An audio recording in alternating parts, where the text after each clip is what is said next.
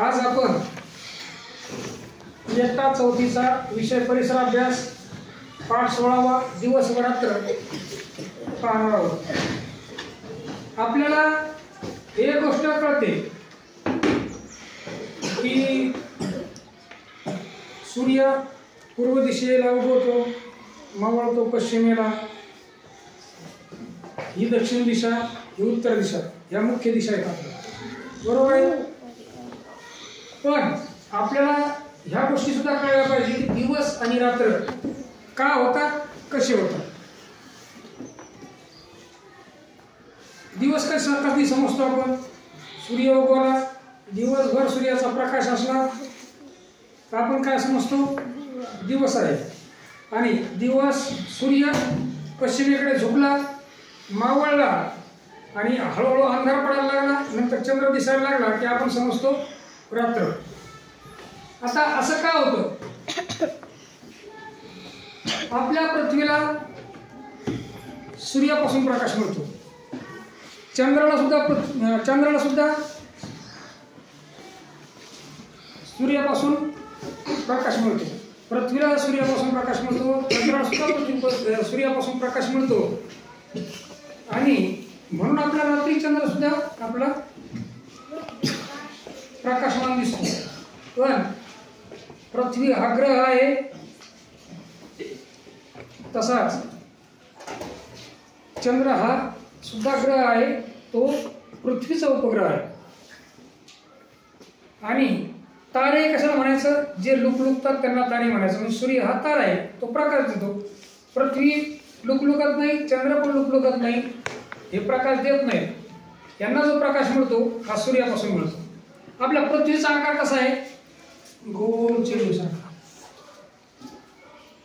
सूर्याचा पण आकार गोल चेंडूसारखा। आता पहा, हा आहे सूर्य, ही आहे पृथ्वी। ज्यावेळी सूर्याचे किरण पृथ्वीच्या एका भागावर पडतात, इथपर्यंत समजा, तर ह्या भागात काय राहतं? दिवस। आणि या भागावर प्रकाश पडत नाही, म्हणजे या भागावर काय आहे? अंधार आहे। म्हणून एवढ्या इकडल्या भागात काय आहे? रात्र आहे। कळलं का? आता ही पृथ्वी आहे, सूर्याभोवती अशी गोल फिरते, स्वतःभोवती फिरता फिरता सूर्याभोवती सुद्धा फिरते।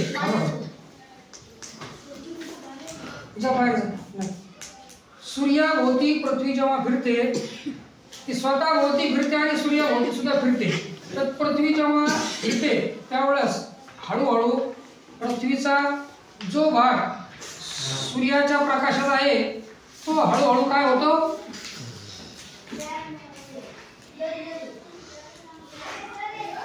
तो अंधारात जातो। आता सूर्याचा प्रकाश या बाजूला पडतो, तर त्याच्या विरुद्ध बाजूला काय आहे? रात्र आहे, बरोबर आहे। सूर्य हा तारा आहे, पृथ्वी स्वतःभोवती फिरते आणि स्वतःभोवती फिरता फिरता सूर्याभोवती सुद्धा फिरते। पृथ्वीच्या परिवलन आणि परिभ्रमण म्हणजे स्वतःभोवती फिरण्याला परिवलन म्हणायचं, आणि स्वतःभोवती फिरता फिरता सूर्याभोवती फिरणे याला म्हणायचं परिभ्रमण। पृथ्वीच्या परिवलन आणि परिभ्रमण या गतीमुळं काय होते? दिवस आणि रात्र होतात। पृथ्वीच्या स्वतःभोवती फिरण्याने आणि सूर्याभोवती फिरण्याने दिवस आणि रात्र होतात। तर आपण आता इथून पुढं उद्याच्या तासिकेत पुढील भाग पाहू। जय हिंद।